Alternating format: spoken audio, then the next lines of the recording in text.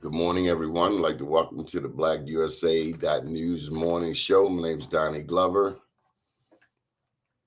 We're going to talk about politics today. Have an interesting gubernatorial election coming up, June 28th, 2022. So this is a part of our Politics 2022 series, an ongoing set of discussions with gubernatorial candidates. Let's see, we've talked with Wes Moore thus far. We've talked with Doug Gansler. We've talked with John King. But we won't have a candidate today, but we will have a person close to Prince George's County politics, Mr. Joe Gaskins. Now, let me just say, we had an interview. We did an interview before, but somehow it mysteriously disappeared. No worries. We'll just do it again. Oh, Lord have mercy. Ain't nothing like that first sip or two. The best part of waking up. Okay, so we got December and then 6 months. So 7 months. Good morning, Rico. Rico, big ups to you. Let me just take a moment to thank you. One thing you do on a regular basis is share our shows in the groups and other pages, and we're so grateful for that type of support. It just means the world, Rico. So thank you from the bottom of my heart. Special thanks also to our advertisers that keep this show and our other shows alive. We'll run some of them down the bottom. Commercial group, R.E. Harrington. R.E. Harrington is the largest minority HVAC company here in the city of Baltimore. Chesapeake for Humanity, Habitat for Humanity, attorney Bob DeShield, Edible Arrangements, good friend Kevin Setzer. We go back to the 9th grade, Baltimore Polytechnic. So how come the interview disappeared? I don't know. Maybe it's because Joe had so much to say, and considering how many people he knows and the type of influencer that he is, just, a lot of people listen to Joe.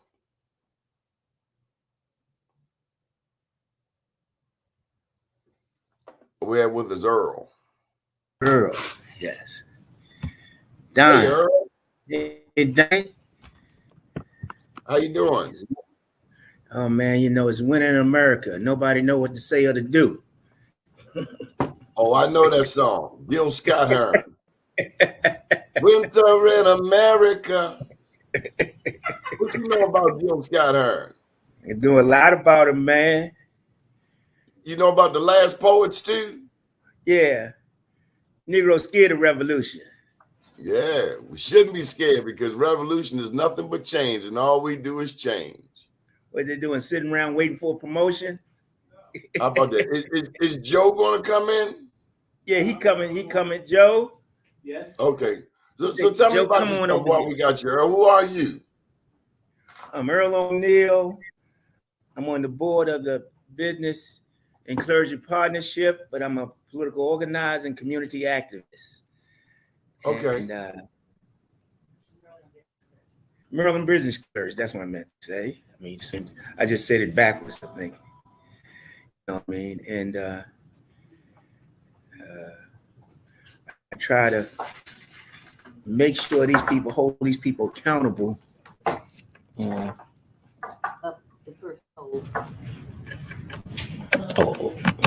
on. I had to cook something up. How y'all doing? All right. Okay, who I'm sharing? This lady walked in here, man. She made me go for my knife. I don't know who she is, man. She got a mask on and everything, and a wide earth. You know what I mean? And Halloween is over. Yeah, that's what I'm saying. Hey, Donnie. Hey, Joe. How you make it out, man? I'm blessed by the best. All right. What I'm going to do is we're going to need two of them to go on, myself and Earl, so we can get three on at the same time. Is that cool with you? Fine with She me. gonna put it on the big screen. Yeah. Okay, you gotta use this. You're gonna use Zoom, or you can share your screen. But we're gonna let them get that together. But let me get back to this gubernatorial thing. So right now, as most people know who've been following the Maryland election, the perceived front runner is Peter Franchot. Peter Franchot is currently the comptroller of the state of Maryland, and he's been running not only for the 8 years he's been comptroller, he's been running longer than that, going back to the days of O'Malley. And but we have questions though. We have a lot of questions, particularly from the Black community, from the Black business perspective. We know that Black people make up 30% of the state. We know that without the Black vote, nobody wins an election. We know that if it weren't for Black people, you wouldn't have had a Michael Steele. We know that since 2000 Steele, that whole Ehrlich Steele team changed the face of Maryland politics. I think Earl is ready. Hey, Earl, Mr. Earl. Yeah. Yes. So where were you in 2002? That was when Ehrlich and Steele came in. Well, let me give you a little bit of my background. I worked like 30 years. I used to work for ASME's national office, the political department. I worked for them from like 77 to 97. And then 8 years after that, I worked with the political department of the AFL-CIO, the national office. To answer your questions, I probably was doing some work and doing some national campaigns, and with the union members and stuff like that in 2002. I mean, I knew about the Ehrlich and the race and everything. It changed Maryland politics forever.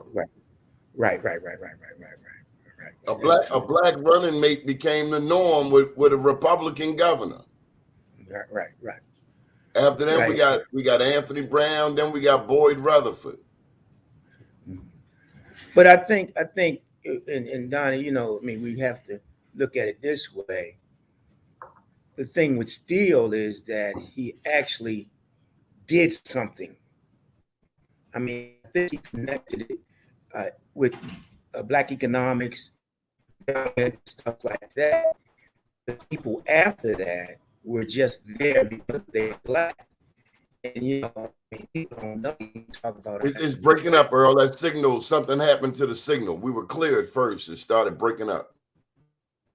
I was saying after Anthony Brown got in, I mean, he was just a figure, and didn't do anything. He was just there. And it was so bad that when he ran, I mean, he just assumed everybody Black was going to vote for him and was going to run into the polls. And I mean, nobody said, who are you? You know what I mean? And then he was running in a race where his Governor O'Malley had increased had nickel and diamonds, we increased back 47%. And Rutherford, you know what I mean? This guy, I mean, he's the same way, Basically, he's just there to save that face. Earl, it's a bad signal. It's breaking up. It was good at first, and then it's going in and out. What's happening? Yeah, I'm just sitting right in front of the computer. Let me have somebody look at it. Keep talking. Yeah, can you hear me there, Donnie? Is that good, Donnie? That's good right there. Okay, yeah. And now, Donnie, what I didn't tell you, the present person that you had, Peter Franchot's running mate, she's my council person. You know what I mean? Monique Walker. Yeah, yeah. And I had and you know, and Peter, you know, I was on the up and up with him. We had some meetings with him, Zoom meetings with him, and people asked the question, if you had to have a black woman, who would you have? And back then he said, Angela Alsabrook. I said, wait a minute, bro, you just assume because she's black, we all support her. She's not doing a good job. So why would we want her? I mean, if that's your choice, we got problems with that. And so when he, you know, and I told people, I said, you need to school him on that, you know, just assuming that you name a name and everybody's just going to jump on it.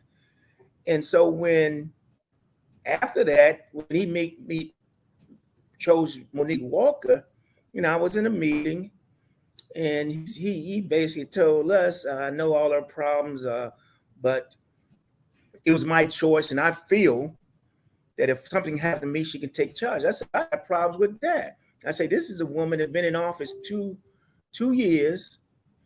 Basically, her constituency can't even get a return call from her or staff. Half her staff is a family member and don't even live in the district.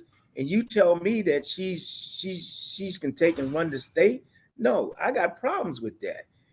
And this is a woman, basically her family, you know, didn't even deal with it. When we talk about education, none of them went to public schools. You know what I mean? So I got a problem with Peter. You know, you just throwing a name at us and just assuming that we support you, you know, support you because you just gave us a woman's name. You know, I mean, it'd be something different if it was somebody, the past president of Prince George Community College, Miss Dukes or something. At least you would say she had 10 years of experience as running a college. This is a woman 2 years before this was basically a realtor. You know what I mean? And then I backed it up and told him, I said, baby, I say, and all these people is your opponent's people. Baker, her mother, who was on the school board, was appointed by Baker. She resigned because she figured Baker wasn't about education. And she resigned because he wouldn't meet with her to talk about this. Then when Monique ran, Baker was at the mama's house for the kickoff. I mean, so you telling me you supported her for reason because she's got experience? No. For lieutenant governor, no, she don't have experience. What do you think the real reason is? That she's Jay Walker's wife, or? I think the real reason I think is they told her you got the well, this is what the skinny is that Major Riddick. Major Riddick is like, he think he's the deal maker. This is a person living in my community too, who if he walked down the street, 5 people would know who he was. But I think it's a hookup where it's basically that him and Gloria Lala told him, you know, put her on there and we can get you some more support, even to the point of later on down there after the filings, we can get Arthur Brooks to support you. You know what I mean? Because you got to remember, Major was the one, he just quit being her chief aide, 3 months ago? I mean, Arthur Major Riddick also worked for Glendenning. Yeah, Glendenning, but you know, this is a man that didn't even know Glendenning's wife. It was Glendenning's girlfriend and was working right in his office. You know what I mean? So, I mean, but the deal is these people are trying to keep people in power. And, you know, Peter Franchot, you know, my thing with him is that, you know, is not honesty. You know what I mean? In that, you know, it's bad judgment of, it could have been anybody else, but for her that I know, I'm active in the school out there. We have I don't know, we have right in my neighborhood, we have, I don't know, your P3 partnership. Have you heard about that? I've heard of private. P3. It's been some Yeah. years though. Yeah, but we have a school being built right down the street in Monique Walker's district, and I just right down the street from me, and it's on the corner. We've been protesting it not because we don't want a new school, but it's in a flood zone. You know what I mean? When it rains real bad, the people down the houses flooded. So when they put the new school in, yeah, the new school might have proper drainage, but it's going to go into the old sewer system. We couldn't get Monique to work out something with the county exec on that. She just ride past us because we protest on Saturday and stuff. So, I mean, I'm not talking that I just don't like. I mean, I'm talking about representation and accountability for me as a constituency of you. You know what I mean? And that's why I'm saying she's not qualified. And that makes me think that Peter has bad judgment. He does not have he has bad judgment on picking picking a running mate. You know what I mean? Because he thinks he knows this, but he doesn't. Right. You know, Donnie, I always been a person. See, let me tell you, I grew up in Southeast DC. When people tell me, oh, you know, this white boy, he's like a brother to me. He's an old soul brother. I watch that white boy more than I watch the redneck, because that's who's gonna get you. You know what I mean? Yeah, the liberal. See, I work with progressive in the labor movement. The progressive, you know, I done dealt with them. Yeah, they progressive long as, you know, they like you long as you don't give your point of view. As long as you go in the land, they love you. You know what I mean? And you know what I told you before, Donnie? You forgot my saying. What do we call them? User-friendly Negroes. Negroes who scared to offend white folks. You know what I mean? And so we got that. But Donnie, one of the problems that we have, and what's got to happen, is that the general black voters have to start getting involved, being aware. We got to stop being happy and driving new cars. We got to make sure we investigate these people who are running. You know, because see, on a federal level, this is what I'm worried about. Whatever the infrastructure bill, the stimulus bill, whatever bill, when that money comes down, it's going to be coming to these black areas. And what are these people going to do with this money? Like the stimulus bill, Prince George's County got $179 million just sitting there. They don't even know what to do with it. And after this infrastructure money comes down, that might be another $200 million. You know, what are you going to do to help the average citizens? And most people, I mean, they're just sitting around. They don't understand that. You know, they vote for, like you say, they vote because it's Jay Walker's, the football player's wife, and she got a pretty face and she's nice looking. I'm not into that. What are you going to do legislatively? What are you going to do to help me as a senior citizen to make my livelihood better? And what I find is that, and people get upset with me there, you know, if you go, if you go to Ebenezer, Mount Ena, what's the one over there? Yeah, that big church over there in Baltimore. What's that church? New Psalmist. New Psalmist. See, long as you go there, you know, that's the end thing, but that ain't helping making things right for the least of these. You know what I mean?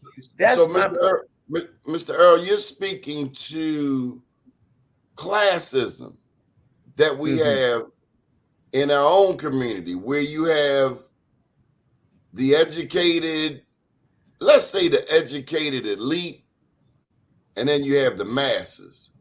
And quite often those at the top of the ship don't talk to those at the bottom of the ship. And so there's a failure to communicate. Yeah, but then you have, you know, you're right. And see, just like now, they figure because they give you these free meals that they got federal money for to give you free meals, that's their connection to the least of these. You know what I mean? They communicate that way, but then they really don't want to bring those people up economically. You know what I mean? And And like these black, like a lot of these black elected officials, I'm talking about the county council, the county exec, they picking up checks.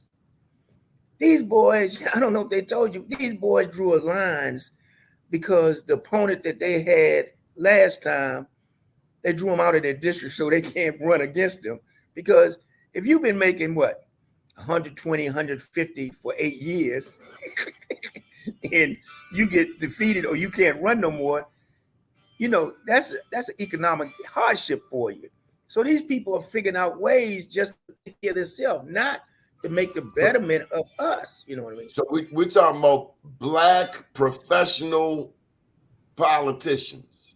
Right. There you go. Right.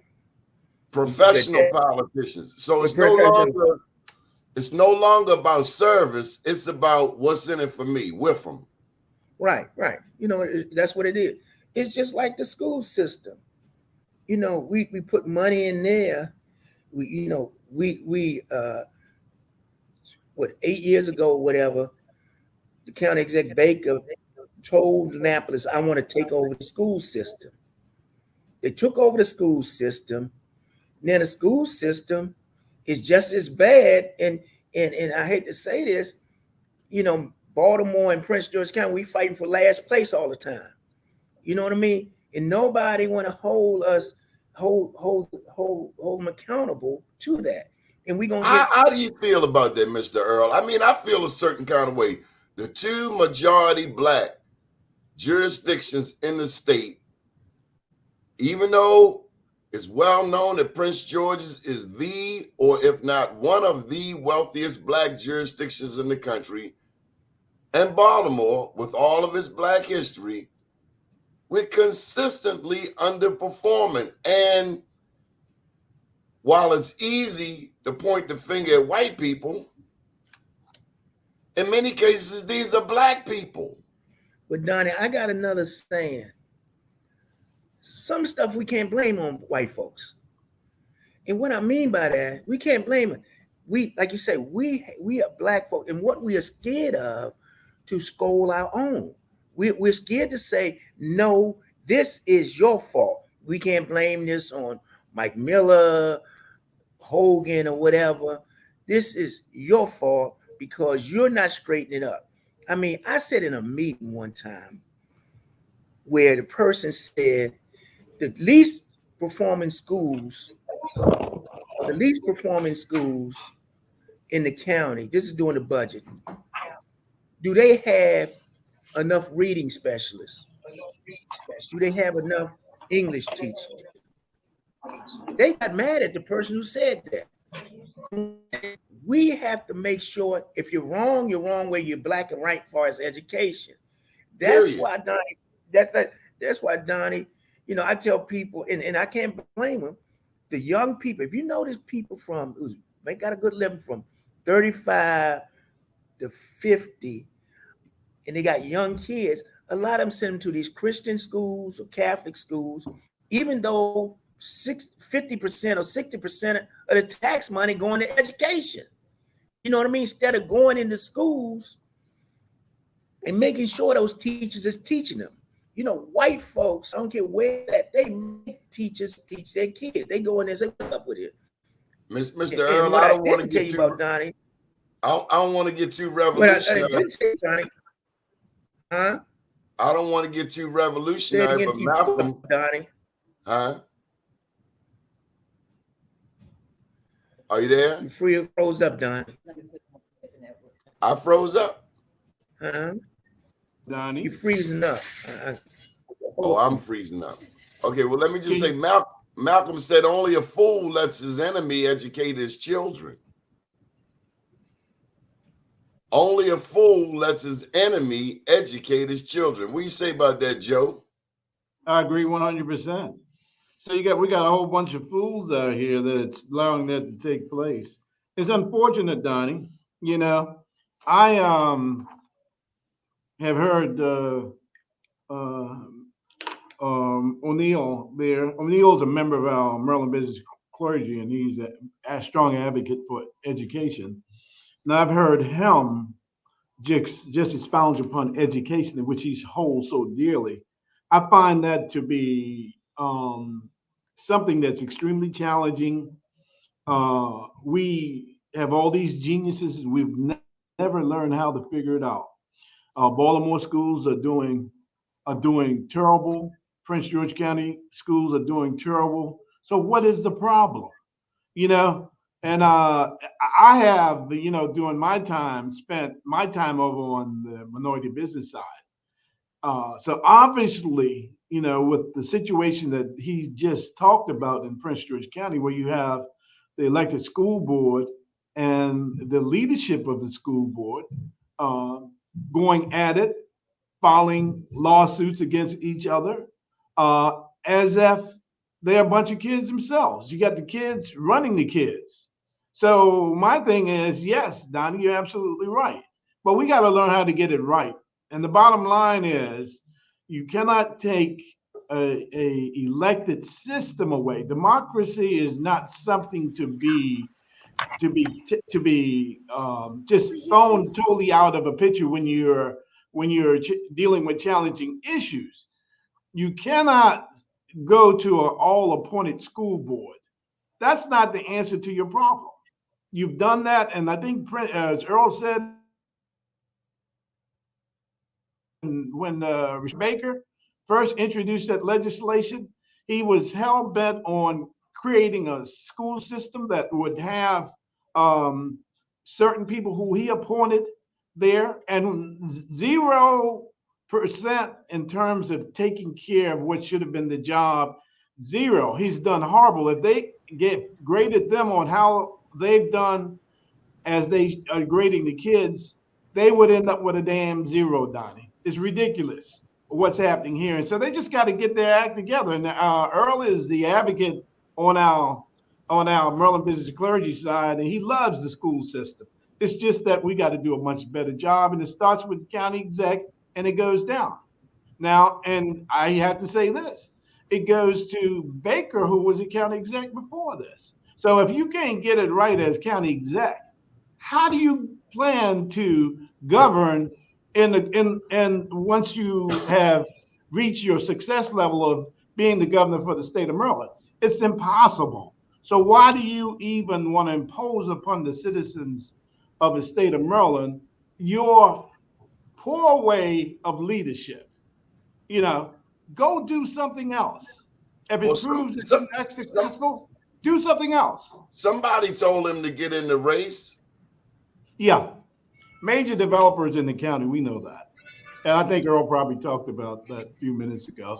Well, they have a tendency to push people up where they gain. Remember that more than 50% of the county's budget is a school system. Right. And those schools that are being built here are being built by who? Major developers and construction companies.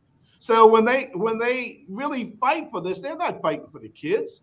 They're fighting for those dollars that are going to the contractors. They're fighting for those maintenance contracts. That's what they're fighting for. Let me shift gears. Have you seen the polls lately for the governor's race? Yeah, I have. The polls have. You have not. I've seen them. I've seen the ones that were done locally here, and they showed. And I'm gonna deal with Prince George County. They show that Rushern is leading in Prince George County, which he should, but there's been a switch. Wes Moore is now leading Franchot in Prince George County. And that was, he's coming up from a distant third to now take over second place. Now, Joe, I got to say this. We did an interview, and the interview disappeared off of our platforms. Yeah, look. We interviewed Joe Gaskins, and he was saying some good things about Wes, some real things about Franchot, and all of a sudden the interview disappeared. So that's why we had to do this redo, because we're going to be watching this. I didn't know they steal off the internet. I didn't know politicians steal. Well, look, that shows you where we are in this situation, Donnie. So when the truth is told, and that goes, you would mention Malcolm, that goes back to Malcolm And it continues today. Whenever the truth comes out and affects individuals' plans in terms of their climb to leadership, then everything goes off of the board. There's no fairness. There's no morals. It's only blocking the truth from getting to the voters. And that's what happened during that last. Well, let me get to the jugular. Why did you stop supporting Franchot? Well, there's an article that was printed in the paper recently, and it was printed on Jolly, actually, and you might have seen that has suggested that what individuals are selling is not the truth. And I've said that on the last interview that, we were supporting Peter because we had known Peter since 2006 when he first ran for office. But as we got to know the individual, we found out that what he was telling or what his track record was kind of discerning. Does he respect black people? No, he does not. And we found out that what he does, it tells untruths. Now, he has in his campaign literature that he's proposing to do 50% with MBE participation. But on the other hand, his office that he's running now, the comptroller's office, is doing 14%. Less than 50% of the state goal of 20. That's one irregularity that we uncovered during this particular process. So his office has a poor job at doing business with black people, his own office.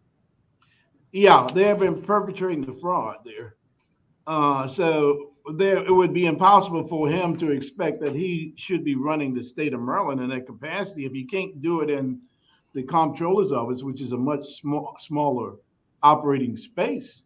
Then how do you do this when you move on to state levels and in the state level agencies? In the state level, on the agencies, only 7 out of Maryland's 22 state agencies are meeting their procurement requirement. Only 7. And by the way, 29%. I didn't know any of them were. Well, only 7. That's not a lot. That's 1/3 of the state agencies are reporting that they are doing 29%. Now, I don't believe it. American is another thing, Donnie. Is that black or minority though? That's what I'm saying. That's minority, and that includes white, female, that could be women and Hispanic, yes, disabled veterans, white veterans, and all like that. Mr. Earl, I thought this started off being about helping black people when they came up with minority. Now minority includes Portuguese. Well, see, with Donnie, that's was a problem that we had way back when they did MGM. When they included minorities, they used the federal thing, which was, what was it, Joe? 47 different. That Earl, that wasn't even federal. This is what Rushern did. 47 he didn't do it according to the county. 47. He came up 47 different ethnic groups. Right. Were considered minorities. The agents of MGM. Do you believe that? So no, I don't. No, I don't. Yes. Look, I'm serious. That's Joe, Joe, when they had the Black Caucus forum, did I hear Rushern Baker say we don't need a black agenda? Of course he said that. Did I hear him say that he's for all people of color? Now the marquee says the black agenda, Mr. Earl. That's what it say on the program at the time. That's the black agenda. And he switched it to say to talk about people of color. Was that strange to you, Mr. Earl? Oh, no question. Because see, you got to understand it. See, he's one of those Negroes like to say, "Well, I knew Marion Barry and all that." They knew him, but they didn't want to do economically what Marion did. You know what I mean? I don't see him hanging with Marion Barry. I'm sorry, I don't see that. No, I mean, he used that to catch black folks in there. But we know, but that Negro. Let me say this, Donnie. We tell him, Joe. We had hearings on non-competitive contract with the county under Baker. Even that, where he can just say, Donnie, here's $100,000 for your broadcast. He didn't even give black folks that. You know what I mean? He was lacking, what was it, less than 2%, Joe, or something like that? Yeah, the number is running around 2%. You're right. With non-competitive. And what I'm saying is, but Donnie, it goes back what I said earlier. It's a lot of people. I'm not talking about the real smart, educated people. We keep on saying we one of the biggest black counties with high income, but we ain't economically making none of that money on the major projects. You know what I mean? These guys are so bad, they don't want to subcontract, and it gets so bad, Donnie. And I'm not racist or nothing, but they don't even want to hire black workers. See what they do, Donnie? They give you a black project manager, give him $150,000, so go to community meeting. You ask that Negro and say, well, how many black folks you got just working laborers? He said, well, you know, we have a problem with that. What you mean you got a problem with that? You know, they don't want to do that. But see, black folks don't want to be black. Marion Barry told me to my face, when they don't do what you need done, vote the bums out, quote unquote. But how do you get these, Donnie? And I'm not trying to be funny. And I tell Joe this all the time. Where I live at in Fort Washington Road, I walk every day. I walked this morning. Donnie, I done seen every car that you will see in Beverly Hills go down that street. Maserati, Porsches.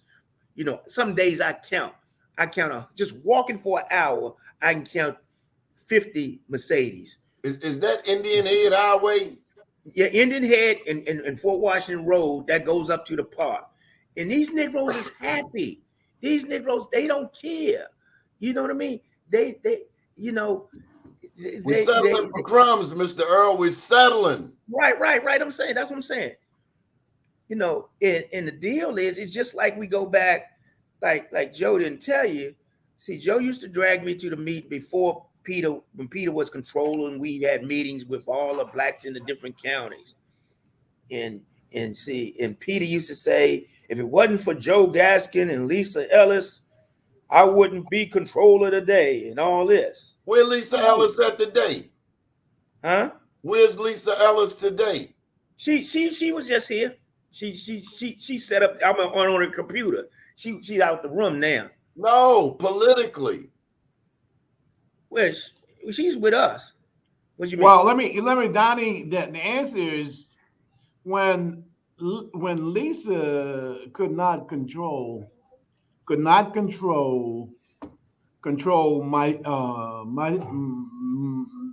myself, and also could not control Bishop C. Anthony Muse. She was told that she was going to be released from her position in the Peter Franchot camp. What's she got to do with you? She had nothing to do with me, and she has nothing to do with C. Anthony Muse. But it's behind the scene ploy that Peter's campaign strategist assumed that if Lisa was there at the table, then we were going to be there in support of Lisa's position because she was a member of the Maryland Business Clergy Partnership. Now, she was fantastic with them, and she did bring out all those individuals that you see in the black communities. When she was on the trail, she brought all of those black communities out to support Peter, because she kept running into people who were saying that we don't like Peter, we think he's a racist. They were using that kind of information that was leaked, and that was coming out during the time that she was there. But she was, from her past history since 2006, the track record that Peter was showing proved to be different than what he was saying. So But Joe, that's what I get ready to say, Joe. if you Joe, let me finish this. So if he could not do that, Donnie, if he could not do that, as the numbers have shown, if he cannot do 14% during the time that he's been there for all those years since 2006, there's no way that the MBE percentage are going to be increased. Okay, Earl. Yeah, what I was going to say, Donnie, that's what I was getting at. When I used to go to these meetings with Joe about just, controller stuff, he was always say Joe and Lisa, Joe and Lisa. So then when it gets to picking a running mate where Joe and Lisa knows about, knows the person and the whole politics, you don't use their judgment. You say, I'm going to do it. I'm going to just go over you to pick this woman. And like I said before, it's not about whatever ethic problems she has. I don't even know about that. I'm talking about dealing with her on a basis as my council person. I'm going to give you an example. When she first got in office, Obie Patterson had gotten money for the high schools there. What was it, $1 million for MGM? Her first act was to stop that program. Why? Because she was saying that all the schools should get it. All the schools with Potomac. See, we have a thing over there at the Potomac, Surrattsville, Oxon Hill, and Friendly is in that zone where MGM. And what happened is no schools there in Crossland. Crossland was a school because it was a technical school along with a regular high school. And she just messed that whole program up. You know what I mean? I'm still active. I'm a head of the booster club at Friendly High School. I ain't got a kid. My last kid graduated from there in 2008. I'm more involved in Friendly than some of the parents. And that's a whole nother discussion about Black folks and PTA and all that. But the deal is, she has done nothing. I mean, like I said, I'm not talking about ethical, but what I'm saying is, you have a Joe Gaskins and Ellis, Lisa Ellis, that you said they was your people and they your eyes and ears, and you say, well, nah, I'm gonna pick her, even though you may know her. That's what really, You know the song that comes to mind is, "They keep on using me until they use me up." Dum, dum, dum, dum, dum. That's what we get. We keep getting used and used. We don't have a black U.S. senator. It's not your time. We don't have a black governor. It's not your time. Wait your time. Right. Well, when is our time, Mr. Earl? Joe, when is our time? Obviously, if you're looking at the way on the scales that we presently have available, it's never your time. Or my time, or anybody who has the same skin color that we have. Harriet Tubman been dead, bruh. Well, look. Did Earl say anything about what was happening with the election, the redistricting in Prince George County? Did he discuss that? No, we haven't touched redistricting. I see Tamara is listening on site. Tamara ran in District 9 in the county. We had another Crystal who ran in District 7. All of them came within 70 votes of winning, both of them. There was another votes. In the 60 votes. 60 votes of winning. Okay, right. And this is under a Miller regime, when obviously it is really possible to manipulate votes, but they were that close. So those two candidates were gerrymandered out of their districts. When the state sent their map down, they were in their district. The county council, through somebody's direction, elected to move them into another district that wasn't there, so they couldn't run against the incumbent council member. Now, if this is not a classic example of misusing a redistricting process to benefit the incumbent, nothing is. They also had one other council member that was in District 1 and District 2.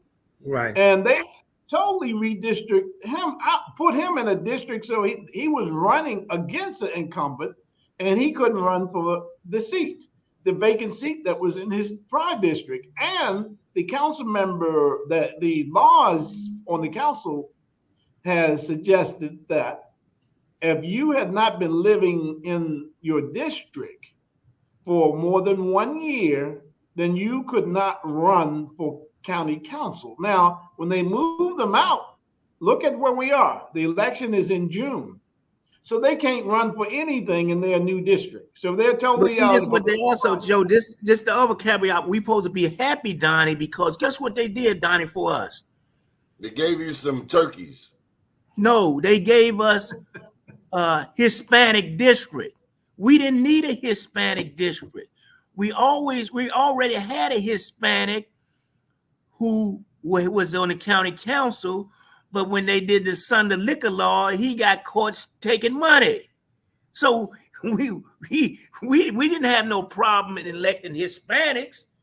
We was electing Hispanics. But the deal is, this ain't no white folks. This ain't no white folks. This black folks. And then they didn't even tell all the council people to show them the map to what, the day before the vote. Yes, I think it was 5. So don't you got a woodshed down there in Prince George's County? What happened to the old days of taking people out back to the woodshed, have a little conversation with them up close and personal? What happened to that? But see, if you see, the deal is, and Donnie, I'm not sexist, but see, you don't have no strong males who can say that's wrong. And we got Bambi. See, Bambi is our county exec. Reason I call her Bambi, every time a crisis in Prince George's County, Angela Ossobrook, she give you that look, that deer in her head, like, I'm not aware. I didn't know that was going on. When they asked her about the redistricting, I'm not aware. That's a council.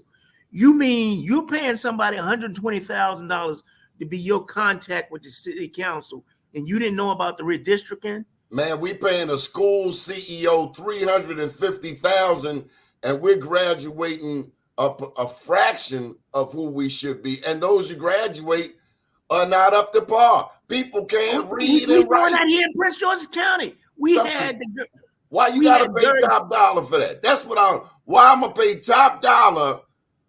I'm gonna pay Maserati prices for a hoopty. Why? I don't get that part. It can't. Your person is getting ready to be the treasurer. Derek Davis' wife, when she was assistant superintendent of Prince George's County, she was making more than the governor. She now is over in Anne Arundel County as a regional superintendent. This boy, he not only is a delegate, he works for the county exec in the community action department. These people are hustling. See, Tony, I also got another saying. People think when you say about hustling, everybody think about drugs and prostitution. These Negroes is hustling us. They banking bank like I don't know what, legally, and ain't nobody saying nothing. What are they delivering? Nothing. They're nothing. We can't even get our trash picked up twice a week, and that's an easy lift. You know what I mean? And Donnie, let me say this on. I wanted to move to Woodmore. Now y'all changing my mind. What's going on?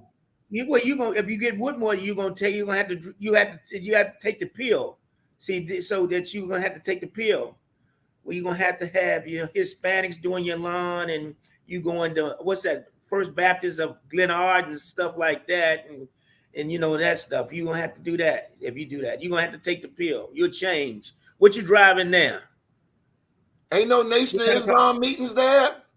No, you shoot that. These are the same Negroes don't even want to give returning citizens jobs. I might as well just stay in West Baltimore then. There you go. Who do we like for governor and why? Well, and this is 7 months out, Joe. Yeah, right now, 7 months. It's clearly that Wes Moore is the candidate for that position. He's brilliant. He's smart. Rhodes Scholar.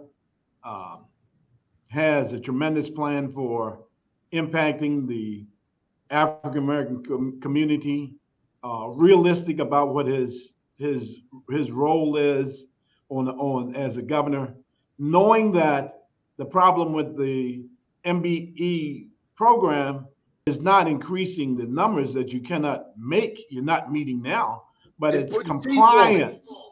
Compliance. Yes. That if your agency does not give up them contracts, you gone. Yes, force them to do their job. That's the issue. It is not you need to put it up to 90% and then you still only do 14%. Need compliance. And Bamboozling. Franchot should know that. He knows that because his office did the same thing. And there was a University of Maryland contract that was awarded during his last 4 years, I think, that when that contract for $250 million came, a small contract where you could easily had MBEs involved in African American firms involved. And they passed that. And he sat there and voted to allow that contract to move forward with no African American MBE nor MBE participation on the contract at one of the state colleges. Now, this is not something that we don't do. I mean, this is IT, and we got probably 1,000 certified IT firms in the state of Maryland. But if the intent of the person who's responsible is to keep you out, they are certainly empowered by the Board of Public Works, where the governor sits, the comptroller sits, and the treasurer. Now, it's up to us to determine who that person is going to be. From what I've seen of Wes, and I've talked to him quite a bit over the past month or so, and I've been able to go back and read his book as how he climbed up personally. I see his dedication as a young man. He's the only candidate that I look at and will say this: does this guy have a chance to go any further than the governor of his state of Maryland?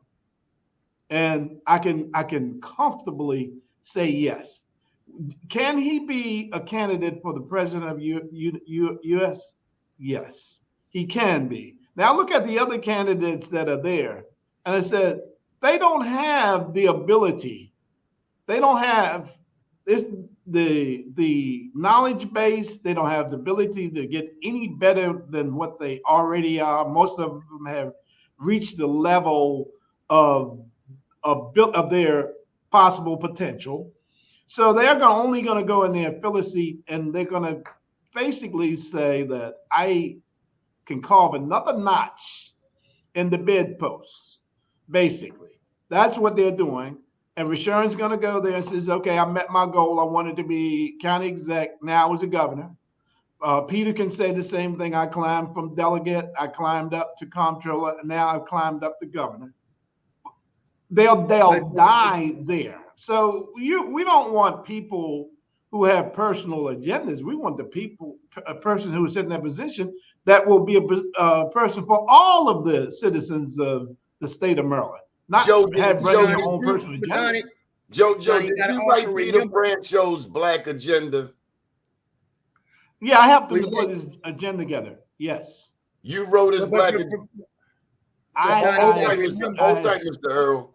Okay. You wrote Peter Franchot's Black Agenda. When I was working with his campaign, I assisted him with his No, that ain't what I heard. I heard you wrote the damn thing. Come on now, stop playing. No, I didn't write all of it. I did not. I would not do it. But look, they came to me for information to put in it. And I did go back with writing and put some pieces in it. When Franchot spoke at that Black Caucus Forum, Mr. Earl, Peter Franchot said, when they asked him about his Black Agenda, and I thought he was joking.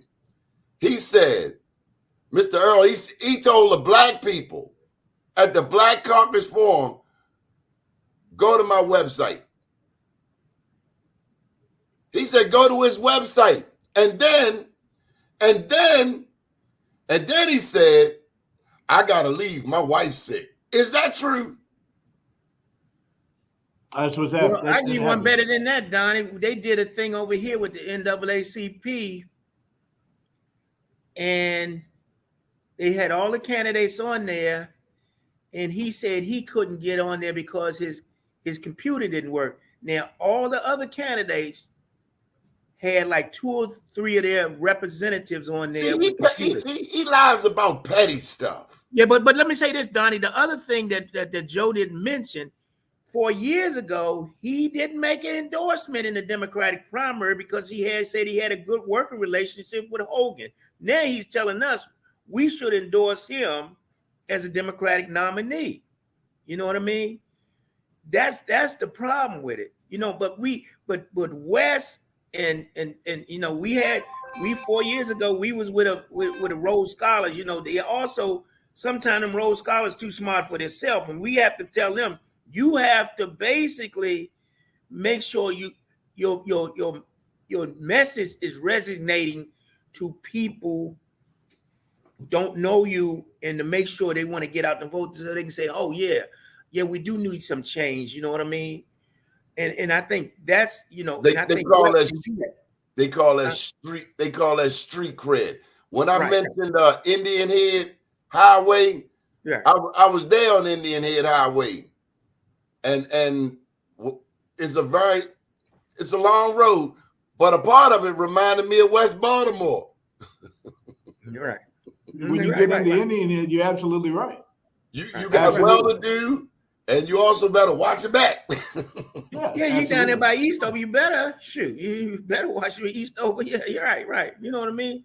Yeah, I mean, and I mean, the deal is, Donnie, let me give you something like, when I tell you about why we got to educate Black folks, we had a meeting and the guy said, well, y'all don't have to worry because y'all have the least crime in the whole county. That's why the police can't justify having a fully staffed police district in the area. I said, wait a minute, what the hell are you talking about? I said, I ain't getting no discount. They don't tell rich white people that. That's what I told the guy. I say, man, that don't even make sense. I'm saying we ain't getting no discount because we got less crime. You know what I mean? But the deal is, Donnie, I think when we with West, we got to get these Black folks excited about voter education, about what these candidates is bringing to the table and how they're going to take us to make us a better state of Maryland. You know what I mean? O'Malley's crew basically nickel and dimed us. That's why Hogan won. I ain't no Hogan fan at all, but what he put financial stability, not the best. I'm saying not the best, because O'Malley was talking about running for president and was nickel and diming. Cell phone tax, this tax, little fees. And that's where cell phone tax, a hefty cell phone tax when he was mayor of Baltimore. I never forget. I went in the store and the guy said, your bill gonna be more. I said, what you talking about? He said, well, they acted a cell phone. And I said, okay, if you got a household where you got 5 people on a cell phone, $100. There you go. That's extra. You know what I mean? And that's what it is. So what I'm saying is, we have to tell people that your pocket, you're going to lose something or you're going to gain something. And with this federal money coming down, yeah, it can come when it comes to Baltimore City or whatever, you got to make sure this money is spent right. It's even with the infrastructure money. We ain't going to make no money. It goes back to MBCs.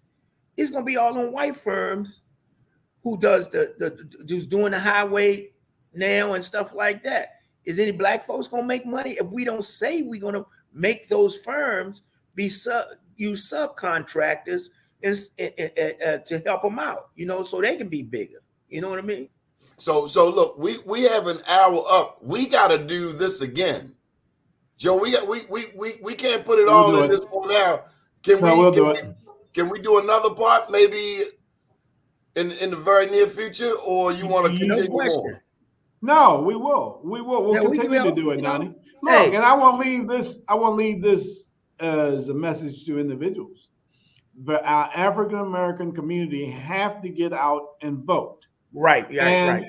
No, and there is no more. There's nothing that's more important to us at this particular stage of the game than getting out and vote. We saw what happened in Virginia. We saw what's happening in other areas where you've got large influence of individuals with Trump, where they're basically going to overturn Roe versus Wade at any particular point in time. Those things that are so important to individuals who just sit back and do nothing is going to hit them, and they're going to wonder what the hell happened. And it's going to be because you didn't come out and vote. So our organization educate themselves, making sure that happens. Absolutely. Well, that's what we try to do here, and we're considered, and that's why you're so valuable in this process, Donnie, is because that's what you bring is the media. Media is so important in terms of getting the message out to the community. Okay, I just want to know, I got to come down your way soon, but I want to know who got the best mac and cheese in Prince George's. As a place that used to be owned by a black guy, Levi's, that still has the best mac and cheese out there. Levi's is like they did in the South. The white folks own it, but the black folks cook it. It's Chinese owned it, but the black folks cook it. A Korean company bought Levi out. Levi was a good friend of mine, and he died about 10 to 12 years ago. But what he did with the family, he didn't leave the business to his daughter. He sold it. He felt that his daughter didn't have the ability to run the business. So that's what he did. He sold it. He took the money, sold it, left her the money because he died, knew he's going to be sick. So look, the next time around, we got to talk and highlight some of our black businesses, because that's the big thing that we always talk about, Joe, going back for years, business and doing business with each other. And you build them from the ground. We shouldn't have lost that business at all. That business has never, ever not made money. Even during the pandemic, individuals were there buying from them. I mean, it is an anchor. And the most difficult job of building a business is the early stages of the business, and to build it and put all that energy and then have to sell it. It's something that we got to do. We have to do a better job of doing as business people. Mr. Earl O'Neal, any final thoughts? It's a pleasure meeting you. Yeah, I'm just like I say, I think I'm with Joe on that. We have to make sure that the average person get interested in the election here. Stop worrying about what's happening in Georgia, Wisconsin, and all that. We got them here. We got problems here. I got a friend that lives in Calvert County, and she say on the main highway they got get rid of Joe in the hole. This on a regular street, like on Indian Head Highway. So you don't need to go south and think we still got a problem, but they got to educate themselves about who's in this election and how they're going to make their living in Maryland better. That's my final thought. But anytime you need me, I'm available. Joe know that.